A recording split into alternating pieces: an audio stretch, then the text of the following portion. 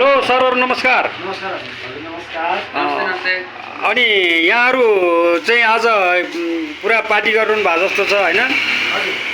के को पार्टी हो? पार्टी भन्दा नि यस्तो हो, अब तपाईको अब देशको बारेमा एउटा चिन्ता हुन्छ नि त हामी युवा मान्छेको यङ ब्लडको हैन। हजुर अब देशमा हेर्नु न अब अहिले कस्तो कस्तो भइरहेको छ, यता दाइलाई सोध्नु पर्छ यतै भनिन्छ। ल भन्नुस् त यसको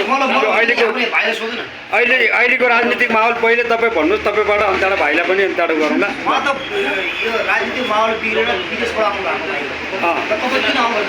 ल भाइको शुभ नाम के हो भनिदिनुहोस् त। मेरो निरज लामा दाइ। निरज लामा।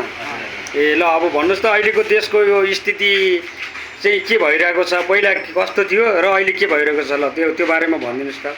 देशको स्थिति अहिले गम्भीरै भएको छ। अहिलेको यो हालमा भन्नुपर्दा एकदम गम्भीर भएको छ, एकदम गम्भीर। हामीले एकदम सिरियस भएर सोच्नुपर्ने कुरा भएको छ। नपत्ते यता अडियन्सहरूलाई सोध्न सक्नुहुन्छ, दाइहरू पनि त्यहाँ हुनुहुन्छ। भनिदिनुहोस् सबैले एकचोटि होइन। राम्रो अब देशको चाहिँ अब हामी युवाहरूले नै हो देशको